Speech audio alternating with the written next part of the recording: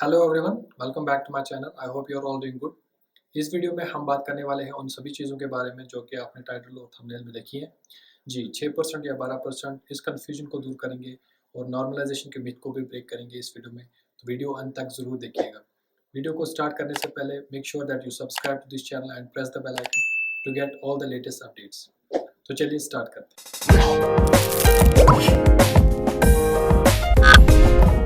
तो सबसे पहले बात करेंगे क्वेश्चन नंबर 1 की, 6% या 12%। तो आपने बहुत सारे वीडियोस देखे होंगे जहाँ पे आपको ये बताया जा रहा है कि इस बार जो है नेट में 12% लोगों को सिलेक्ट किया जाएगा। तो सबसे पहली बात कि ये एक मिथ है, ये एक फेक न्यूज़ है, ऐसा कुछ भी नहीं होने वाला है। नेट का जो क्राइटेरिया होता है वो ये है कि टॉप 6% लोगों को सिलेक्ट किया जाता है for cut off of net, और उसी बेसिस पे फिर कुछ परसेंट या 1 या 2% उनको जो है JRF फिर मिलता है based on the subject and budget of the government. तो इस बार ऐसा क्या है कि 12% होगा। जैसा आपको भी पता है कि इस बार ये जो नेट था ये दो सेशंस को मर्ज करके हुआ था, एक तो दिसंबर 2020 और जून 2021।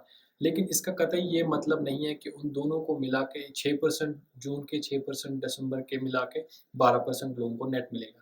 ओवरऑल अगर आप देखेंगे, अगर सपोज हमारे पास पहले एक सेशन में 100 लोग एग्ज़ाम देते थे तो यानी 6% यानी 6 लोग नेट क्वालिफाई करते थे। अब अगर इस बार उन्होंने फॉर्म्स फिर से निकाले थे, तो विंडो फिर से खोली थी, तो ज़्यादा से ज़्यादा 150 लोगों ने एग्ज़ाम दिया फॉर एग्ज़ाम्पल। तो उस बेसिस पे जो क्राइटेरिया बनेगा 150 का 6%, तो ऑब्वियस सी बात है 100 के 6% से ज़्यादा ही होगा। तो बच्चे जो है सिलेक्ट ज़्यादा होंगे, दैट इज़ ऑब्वियस। लेकिन ऐसा कुछ भी नहीं है कि 12% लोगों को नेट दिया जाएगा। तो इस बार जितने लोगों ने नेट दिया है, सपोज़ 6 लाख हैं, 7 लाख हैं या 10 लाख लोग हैं, तो उस बेसिस पे जो 6% उसका बनेगा उनको नेट मिलेगा। ऐसा कोई भी क्राइटेरिया नहीं है, और एनटीए ऐसा कभी नहीं करेगा कि 2 सेशंस को मिला के फिर 12%, उससे तो कंपटीशन ही खत्म हो जाएगा। जो 40% वाले लोग हैं वो भी आ जाएँगे उसमें, जनरल कैटेगरी वाले। तो ऐसा कुछ नहीं है कि 12% लोग सिलेक्ट हो जाएँगे।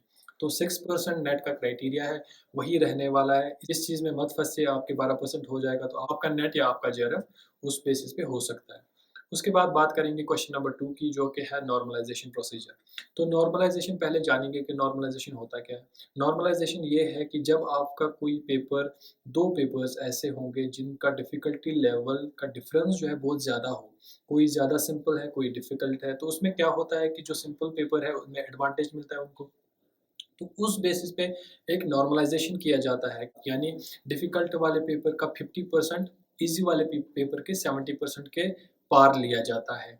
उसको ऐसा माना जाता है, यानी कि डिफ़िकल्ट वाले के 50% और ईज़ी वाले के 60 या 70% को बराबर माना जाता है, वो होता है नॉर्मलाइज़ेशन। अब नॉर्मलाइज़ेशन यहाँ पे नेट में होगा या नहीं होगा, तो कैटेगोरिकली एक नो है। जो भी लोग बोल रहे हैं कि नॉर्मलाइज़ेशन होगा, 2 शिफ्ट से ज़्यादा हुआ है, तो ये ज़रूरी नहीं है कि 2 शिफ्ट से ज़्यादा हुआ है। लोग ज़्यादा थे इसीलिए शिफ्ट से ज़्यादा हुआ, क्योंकि ये कंप्यूटर बेस्ड एग्ज़ाम है, पेपर पेन वाला नहीं है, तो किसी भी इंस्टीट्यूट में आपको भर देंगे। तो जहाँ-जहाँ फैसिलिटी होती है वहीं पे ये एग्ज़ाम कंडक्ट किया जा सकता है। उस बेसिस पे इसीलिए जो है ज़्यादा जिन सब्जेक्ट्स में ज़्यादा लोग आए थे, वहाँ पे शिफ्ट्स में एग्ज़ाम किया गया है। दैट मीन्स कि नॉर्मलाइज़ेशन का ऐसा कोई प्रोसीजर नहीं है। हाँ, कुछ सब्जेक्ट्स की बात करें तो पहले ऐसा बताया जा रहा था कि कुछ पेपर जो थे डिफ़िकल्ट थे बाकी शिफ्ट्स के। फॉर एग्ज़ाम्पल हम पॉलिटिकल साइंस की बात करेंगे, तो शिफ्ट 1 वाले बोल रहे थे कि हमारा जो पॉलिटिकल साइंस का पेपर था वो बहुत ही ज़्यादा डिफ़िकल्ट था as compare to paper of the second shift. लेकिन जब पेपर हमारे बाहर आए, रिस्पॉन्स शीट्स बाहर आए, तो हमने एनालाइज़ किया कि हाँ, थोड़ा-सा ट्रिकी था पेपर 2 ऑफ फर्स्ट शिफ्ट, लेकिन ऐसा उतना भी डिफ़रेंस नहीं था 2 पेपर्स के दरमियान जहाँ पे आपको नॉर्मलाइज़ेशन करना पड़े। क्योंकि आप देखें तो पेपर सेकंड शिफ्ट का पेपर 1 जो था, वहाँ पे जो हमारे स्टैटिक पोर्शन है, रिसर्च एप्टीट्यूड है, टीचिंग है, इंडियन लॉजिक है, वहाँ पे बच्चे जो है नहीं स्कोर कर पा रहे हैं। आपका जो मैक्सिमम जो आपने गेन किया है वो पेपर 2 से अगर आपने किया है, तो तब जाके आपका जो है जेआरएफ हो सकता है, क्योंकि इस वक़्त जो है 30 से ऊपर-ऊपर पेपर 1 में कोई गया है। सब लोग जो है ना, maximum majority of the people those are around that 30 question mark. तो यहाँ पे जो है ना नॉर्मलाइज़ेशन का कोई प्रोसीजर अप्लाई नहीं होगा एनटीए के एग्ज़ामिनेशन में। अगर आपको कोई नॉर्मलाइज़ेशन बोल रहा है तो उससे पूछिए कि आपका सोर्स क्या है, ऑथेंटिक सोर्स क्या है? तो ऐसे, और नॉर्मलाइज़ेशन जिन भी एग्ज़ाम्स में होता है उनका बाज़ाब्ता एक नोटिफ़िकेशन निकलता है एग्ज़ाम होने से पहले। क्या नोट एनटीए को नहीं पता थी कि हमारे पास इतने ज़्यादा बच्चे हैं, हमें इतने ज़्यादा पेपर्स निकालने हैं, हमको इतने शिफ्ट्स में एग्ज़ाम करना है, क्या एनटीए को ये पता नहीं थी? हाँ, ये पता थी, तभी जाके जो है ना एनटीए को अगर नॉर्मलाइज़ेशन प्रोसीजर अपनाना होता होगा तब जाके वो पहले ही जो है ना इस प्रोसीजर को इसको नोटिस के ज़रिए बता दे कि हाँ भाई इस एग्ज़ामिनेशन में नॉर्मलाइज़ेशन भी हो सकता है। तो ऐसा कुछ हुआ नहीं, तो इस बेसिस पे आप इसको नहीं बता सकते कि नॉर्मलाइज़ेशन होगा कि नहीं होगा। तो कैटेगोरिकली कि नॉर्मलाइज़ेशन नहीं है, 12% के बजाय 6% ही लिया जाएगा जैसा कि होता आ रहा है। तो ये थी जनरल इन्फॉर्मेशन 100 बच्चों के लिए। अब बात करेंगे पॉलिटिकल साइंस सब्जेक्ट की। तो पॉलिटिकल साइंस का जो है इस बार का एक्सपेक्टेड कट ऑफ क्या होगा, वो हम इस साल के स्कोर्स के बुनियाद पे आपको बताएँगे। अब आप बोलेंगे कि आपको स्कोर्स कहाँ से मिले हैं? तो एक यूट्यूब चैनल है योर मेंटर के नाम पे, उन्होंने एक गूगल फॉर्म क्रिएट किया हुआ था जिसकी लिंक मैंने डिस्क्रिप्शन में भी दी हुई है, आप उसको भर सकते हैं। उसको भरने से ये फ़ायदा है कि एक रफ़ आइडिया मिलता है कि बच्चों के मार्क्स क्या आए हैं, उस बेसिस पे हम एक्सपेक्ट कर सकते हैं कि एक किस तरीके का कट ऑफ बन सकता है, क्योंकि अभी एक तकरीबन 4, 5, 6 दिन है रिज़ल्ट को आने में। तो मैंने जब देखा तो आई फाउंड कि पॉलिटिकल साइंस के बहुत ज़्यादा रिस्पॉन्सेज़ आए थे on and I compiled that data. मैंने उस डेटा को कंपाइल किया, फिर उसको सॉर्ट किया category wise, general, OBC, SC, ST category wise, जिसको मैं आपके सामने पेश करूँगा। उसके बाद हम देखेंगे कि इस बार पॉलिटिकल साइंस का एक्सपेक्टेड कट ऑफ क्या रहने वाला है। तो चलिए उसको पहले देखते हैं। तो ये कुछ रिस्पॉन्सेज थे पॉलिटिकल साइंस स्टूडेंट्स ने जो फॉर्म फिल किया था। वो फॉर्म अभी भी आपको डिस्क्रिप्शन में मिलेगा। तो उस बेसिस पे मैंने फिर उनको कंपाइल किया and then I sorted them on the basis of category, general category, OBC and SC ST. तो उस बेसिस पे हम देखेंगे कि किस तरीके के मार्क्स बच्चों को आ रहे हैं। तो अगर आप देख सकते हैं दिस इज जनरल कैटेगरी। तो जनरल कैटेगरी में देखिए कितने 80% तक भी लोग चले जाते हैं। और यहाँ पर आप देखेंगे ना, तो ये जो कैटेगरी है यहाँ पे तकरीबन 210 से ऊपर ऊपर, ये जो है कंफर्म जेआरएफ होना ही होना है। 70% उतना हाई कट ऑफ नहीं जाएगा, 69 तक जा सकता है कट ऑफ। तो 70% से ऊपर ऊपर जितने भी लोग हैं they are safe for JRF. और जितना भी हम नीचे चले जाएंगे, देखें स्कोर किस तरीके के बच्चों को आ रहे हैं। तो ये सारे वो स्कोर्स हैं जो बच्चों ने फॉर्म फिल किया होता। तो अब जैसे ये है, ये कैटेगरी जो है 180 से नीचे नीचे है, तो इनको जो है जनरल कैटेगरी में नेट होना मुश्किल है। तो इनको इनको क्या करना चाहिए अभी? They should start their preparation afresh and aim for the next session. अब उनको इस रिजल्ट के बारे में भी उतना चिंतित नहीं होना चाहिए। और अगर वेट कर रहे भी होंगे तो they should not be swayed away कि इतना भी जो है नीचे कट ऑफ चला जाएगा। फॉर एग्जांपल 58 से नीचे नीचे कभी जो है नेट का कट ऑफ जनरल कैटेगरी का होगा नहीं। तो इन बच्चों को क्या करना चाहिए? दे शुड स्टार्ट अफ्रेश।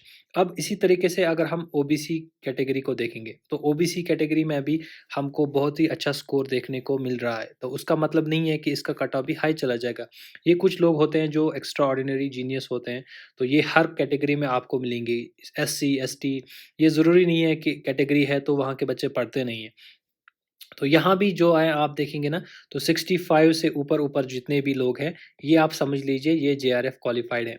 तो इनके लिए भी जैसे नीचे-नीचे जितना भी जाएँगे, फॉर एग्ज़ाम्पल ये 52 कैटेगरी वाले हैं, 53 कैटेगरी वाले हैं ओबीसी में, तो इनका जो है नेट होना जो है मुश्किल है, ठीक है? ये नेट होना इनका मुश्किल है, तो ये भी अपनी प्रिपरेशन स्टार्ट करें। इसी तरीके से एससी, एसटी की बात करें, तो ये हमारे पास एससी वाले हैं यहाँ तक। तो इसमें भी देखिए 226 मार्क्स, 226 मार्क्स, 180 मार्क्स, 180, 178, 176, इस तरीके के मार्क्स आ गए हैं आपके पास। तो यहाँ भी अगर आपका 60 से अबव है, तो देखिए ना 61, 62, तो ये जितने भी रिस्पॉन्सेज आए, ये ज़रूरी नहीं है कि ये सारे लोग इतने हैं। इसके अंदर भी बहुत सारे लोग होंगे जो इस रेंज में फॉल कर रहे होंगे। तो ये कुछ आपका रफ एस्टिमेट है कि किस तरीके के बच्चों के मार्क्स आए हैं। यहाँ पे देखें तो एसटी कैटेगरी में 68% बहुत सारे लोगों के हैं। इसका मतलब ये नहीं है कि 68 कट ऑफ हो जाएगी जेआरएफ की, नहीं।